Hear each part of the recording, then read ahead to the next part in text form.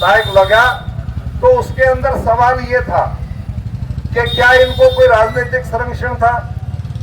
माननीय मुख्यमंत्री जी से स्पेसिफिकली जब हमने ये सवाल किया और मैंने कहा कि उचाना के आपके विधायक का जिक्र आता है मुख्यमंत्री जी, और पूरे समाज का शक इस बात की तरफ गया कि वो किस प्रकार से इसमें गिरफ्तारियों में मदद नहीं हो रही है, तो उन्होंने कहा कि मैंने खुद विधायक जी को बुलाकर ये कहा कि आपके परिवार की तरफ सवाल है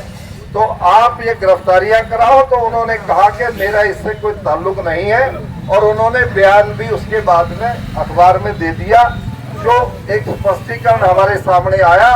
और उसमें दूसरी जो बात थी कि यदि कोई गिरफ्तारियों का विरोध या सिफारिश की बात होती तो जो अभियुक्त फरार है, जो अपराधी है, उसकी धर्मपत्नी और परिवार जब अंदर गया था तो उसको भी बचाने का काम सरकार की तरफ से कहीं सवाल नहीं आया। तो हमारी उसके ऊपर भी माननीय मुख्यमंत्री जी ने जो इसके ऊपर ये विवेचना हुई तो कमेटी का सारा हमारा पेटा उससे भरा कि ये जो गिरफ्तारियां डिले हुई हैं वो एक प्रोसीजरल लैप्स है, और उस प्रोसीजरल लैप्स को हम ये कहेंगे कि कोई 3-4 आदमी इकट्ठे कहीं दुबक के बैठ जाए, मोबाइल इस्तेमाल ना करें, कहीं से खाते का यूज ना करें, तो कमेटी के लिए मुश्किल हो जाता है। तो ये बात तय है कि बचे हुए जो लोग हैं उनकी गिरफ्तारियां 100% होंगी और भगोड़े की दफा उनके साथ ऐड हो जाएगी और वो किसी भी संरक्षण के पात्र नहीं होंगे। ये बात भी मैं धरना इस अफसोस सभा के अंदर आपसे शेयर करना चाहता हूँ।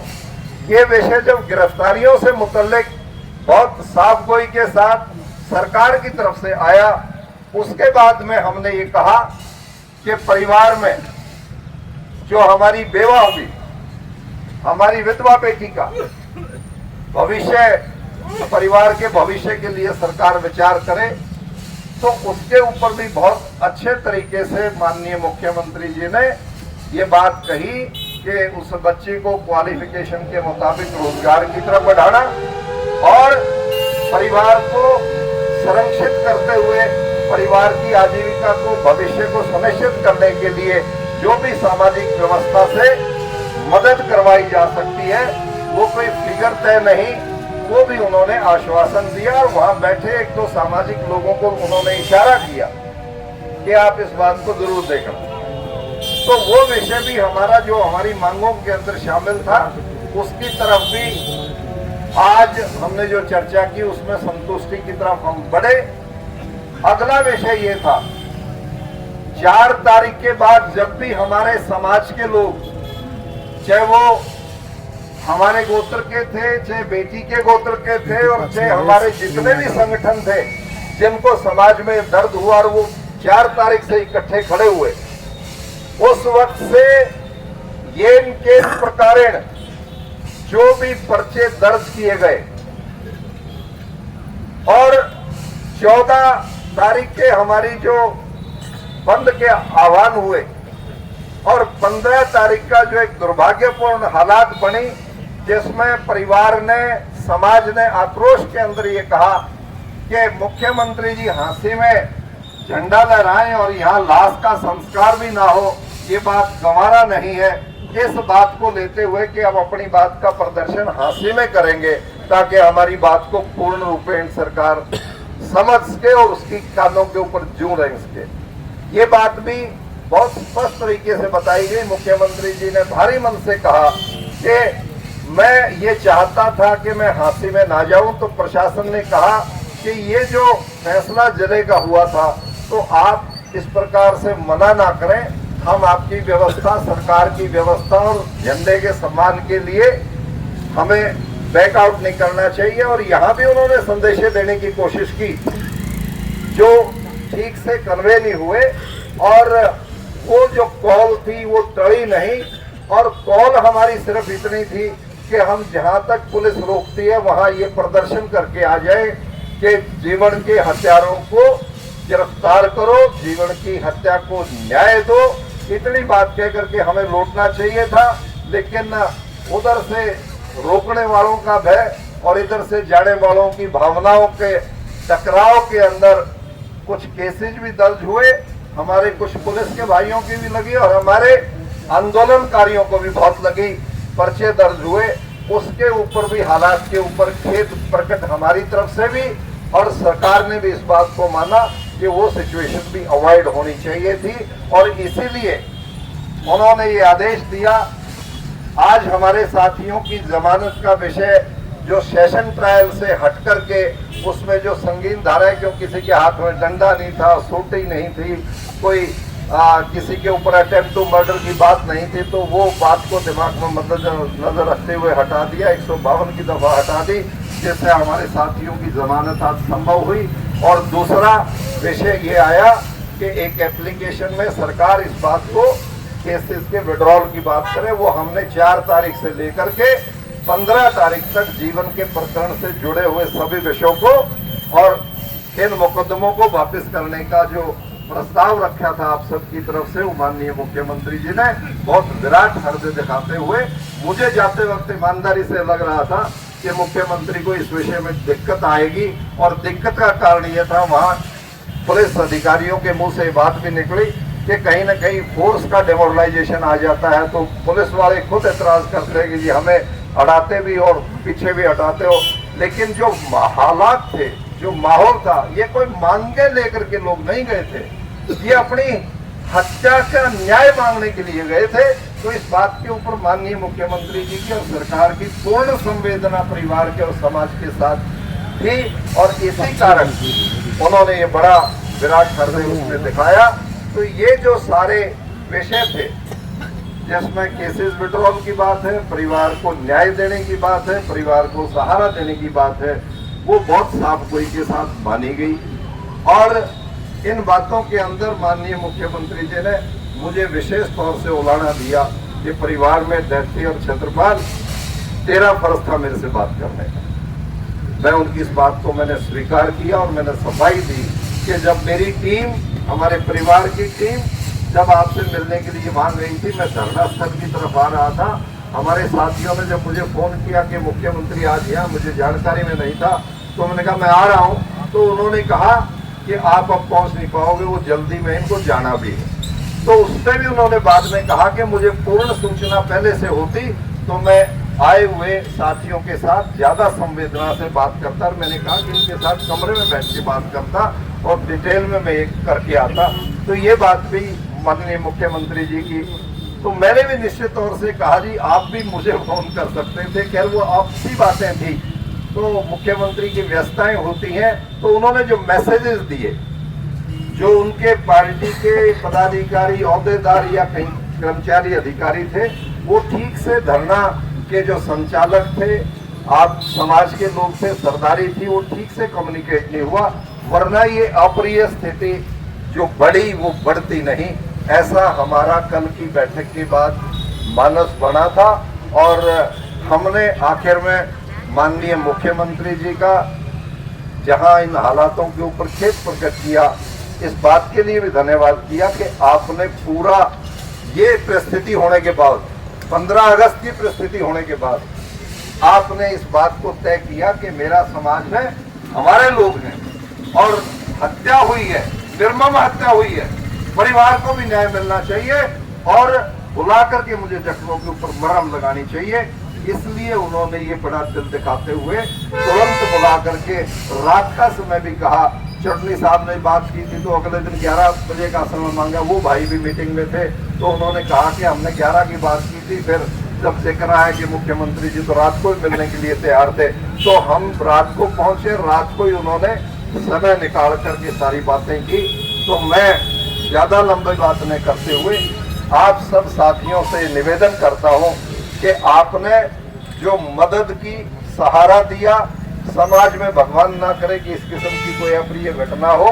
हम सब एकजुटता के साथ हर हालत के अंदर सारा समाज इकट्ठा रहेगा और सरकार अच्छे काम करे, समाज अच्छा काम करे, अच्छा मजबूत राष्ट्र बने, इस बात की कल्पना को हम करते हुए आगे बढ़े। और यहाँ तक 4 से अब तक जितने सरदारी जितने भी कमेटियां हैं, टोल कमेटी, किसान कमेटी, खाप सरदारी, सामाजिक राजनीतिक संगठन और भी जितने कर्मचारी यूनियन और सभी साथी यहाँ पे आए, साथ दिया, हृदय की गहराइयों के साथ सबका आभार और धन्यवाद है। और ये परिवार सारा पूर्ण रूप से खड़ा रहेगा।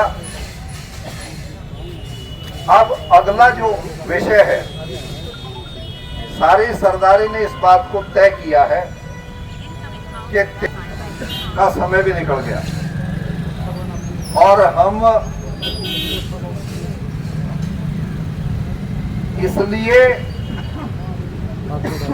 जो विषय था वो विलंब भी हुआ और अब ये सारी बातें तय होने के बाद कोई ऐसी परिस्थिति नहीं बचती कि हम इस डेड बॉडी को संस्कारित ना करें, उस आत्मा की शांति की कामना करते हुए रीति रिवाज के साथ उसको अग्नि के सुपुर्द ना करें। तो इसलिए आज ये तय किया, क्योंकि हमारे जो साथी हैं आज जेल से लेट रिहा होंगे और अपने समाज के अंदर एक आम बात ये रहती है हिंदू सनातनी रीति रिवाज में कि सनसेट के बाद अक्सर दाह संस्कार नहीं किया जाता और दाह संस्कार को जब इतने दिन हो गए तो आज कोई इमरजेंसी नहीं कि अब रात को करें। और मैं मुख्यमंत्री जी की इस बात की भी तारीफ करूंगा, जब वो कह रहे थे कि संस्कार जल्दी करो, तो मैंने कहा जी देखो, गिरफ्तारियों से जब साथी जब तक नहीं आएंगे और वो शामिल नहीं होंगे, वो लेट आते हैं तो सनसेट के बाद ही करेंगे। तो उन्होंने 1 मिनट में कहा बिल्कुल आपकी राय सही है, 1 दिन के बाद ये बात सोची जा सकती है। तो इन सारी परिस्थितियों के अंदर सभी का फैसला ये है कि कल 10 बजे, कुछ साथी 11 कह रहे, कुछ 10 कह रहे हैं, तो हमने सुनो हम 10 का अनाउंस इसलिए कर रहे हैं क्योंकि डेड बॉडी को रिसीव करना है। वो परिवार के लोग सुनिश्चित करेंगे जिन्होंने वहाँ पे डेड बॉडी को रखवाया था, पोस्टमार्टम के विषय की बात थी, वो उसको लेकर के गांव की तरफ चढ़े। और 10 और 11 के बीच में दोनों की बात कह रहा हूँ मोटे तौर से, क्योंकि घर से सारी प्रक्रियाएं करके लेके चलना होता है। जो भाई घर पे पहुंच जाता है, कुश्ती का शमशान घाट पहुंचता है, तो ये 1 घंटे का अंतराल रहता है। तो आप अपनी अपनी व्यवस्थाओं को देखकर किनाड़ा गांव, जहां भाई जी उनका जन्म स्थान है, पैतृक स्थान है, वहां पे जिला हिसार किनाड़ा के अंदर हमारे बड़े गांव का नाम पावड़ा है। तो उन 5 गांव के उस किनाड़ा गांव के अंदर कल 10 और 11 के बीच में भाई का संस्कार करने का निर्णय हुआ है, सबकी सहमति से हुआ है। और मैं सभी से ये उम्मीद करता हूँ कि इतने दिन की कष्ट कमाई में जो आप लोगों ने उसकी आत्मा की शांति के लिए निवेदन किया परमपिता परमात्मा से, उसकी आत्मा को शांति मिले। परिवार को, आप और हम सबको इस दिवंगत के जाने के बाद जो क्षति और नुकसान हुआ है वो हिम्मत के साथ हमें बर्दाश्त करने की ताकत परमपिता परमात्मा दे। और सारी सरदारी की परमिशन से जब ये सारी बातें तय हो गई तो मैं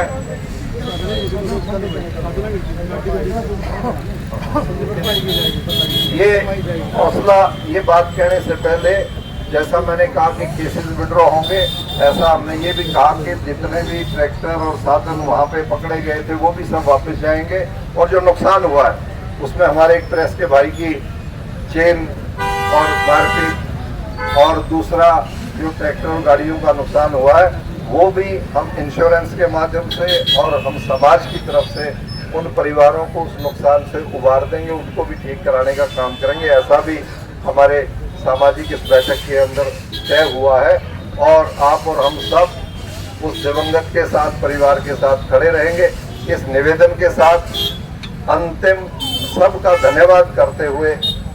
मैं इस बात के लिए भी घोषणा करता हूं आप सबकी परमिशन से कि ये धरना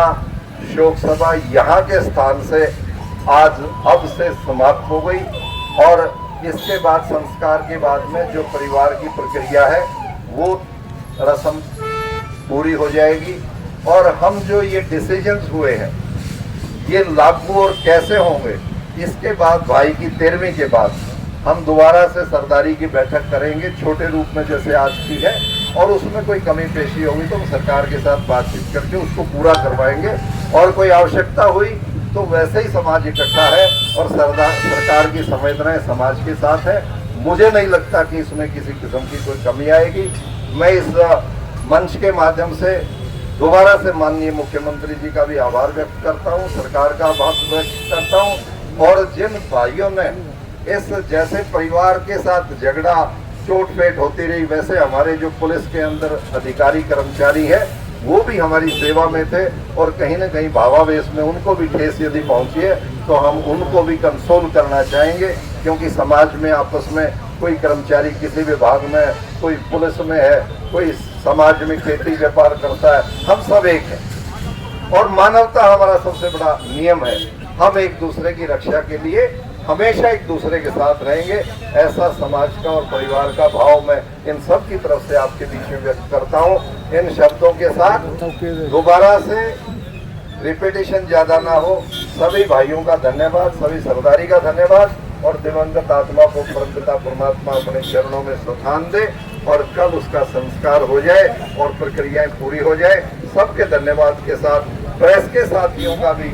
ढेर सारा आभार और धन्यवाद। आपने शुरू से अब तक इसके हर पहलू को, इस बात को हमेशा तय किया है। अब क्योंकि धरने का हम समापन कर रहे हैं तो ये हमारी प्रथा है कि भाई जीवन की आत्मा की शांति के लिए मैं 2 मिनट के मौन के लिए आपसे गुजारिश करूंगा, सभी खड़े होकर के उसकी आत्मा की शांति के लिए मौन करें।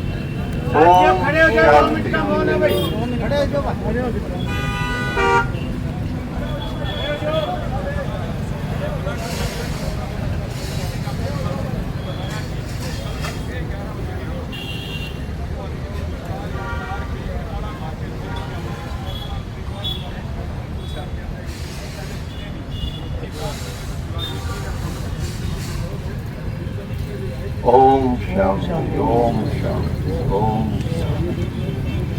प्रेस के साथियों पे सवाल हो तो उपलब्ध है।